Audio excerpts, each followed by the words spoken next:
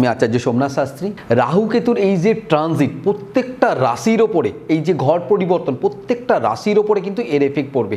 কন্যা রাশি জাতক জাতিকাদের ক্ষেত্রে কিন্তু রাহু বসে আছে 6th হাউসে। 6th হাউস থেকে আসে কি রোগ, ঋণ, রিপু। সেই জায়গা থেকে আপনাদের যারা শত্রু ছিল সেই শত্রু কিন্তু রাহু দমন করবে। এতদিন যারা গুপ্ত শত্রুতা করছিল বা বিভিন্ন দিক থেকে শত্রুতা করছিল, সেখানে রাহু কিন্তু সেই শত্রু দমন করবে। এই যে ধনস্থানে রাহু দৃষ্টি, ধনস্থান হচ্ছে লিকুইড মানির জায়গা, মানে সেকেন্ড হাউস হচ্ছে লিকুইড মানির জায়গা। আপনাদের কিছু লিকুইড মানি কিন্তু রাহু দেবে, ফাটকা কিছু লিকুইড মানি। এবং তার সাথে যেটা হবে সেটা হচ্ছে আপনাদের যে সমস্ত আত্মীয় স্বজন আছে, রিলেটিভ সার্কেল আছে, সেখানে কিছু খারাপ, তাদের সাথে হয়তো কিছু মতপার্থক্য হতে পারে, মতানৈক্য হতে পারে। সেই জায়গাটা একটু আপনারা সচেতনভাবে চলবেন। রাহু আপনার কর্মস্থানে দৃষ্টি আছে।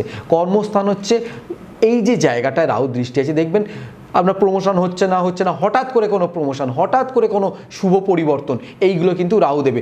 নতুন কর্মের রাহু হচ্ছে নতুন কোনো শুভারম্ভের কারক গ্রহ রাহু। দেখবেন নতুন কর্মের যোগাযোগ আসবে আপনাদের অনেক। এরপরে আপনার 7th হাউসে রাহুর একটা দ্বাদশ দৃষ্টি 7th হাউসে আছে। বিয়ের যে জায়গাটা সেটা রাহু আপনাদের আশা করি অনেকটা ডেভেলপ করাবে। যাদের বিয়েটা হচ্ছিল না, আপনার দ্বাদশে রাহু দৃষ্টি আছে, দ্বাদশে কেতু দৃষ্টি আছে। এই জায়গাটা কিন্তু আপনাদের একটা চিন্তার বিষয়। দ্বাদশে এই যে কেতু আপনার বসে আছে, গুপ্ত শত্রু দ্বারা চক্রান্ত, শারীরিক দিক থেকে কোনো সমস্যা, এগুলো আপনাদের দেবে। এবং দেখবেন আনপ্ল্যানিং খরচা, প্ল্যানিং বহির্ভূত কোনো খরচা, এইগুলো আপনাদের দেবে। হুটহাট করে আপনার টাকা বেরিয়ে যাবে। রাহু যেমন ফাটকা আপনার পয়সা দেবে, তেমনি আপনার হুটহাট করে টাকা পয়সা বেরিয়ে যাবে। এই জায়গাগুলো আপনারা একটু সচেতনভাবে চলবেন।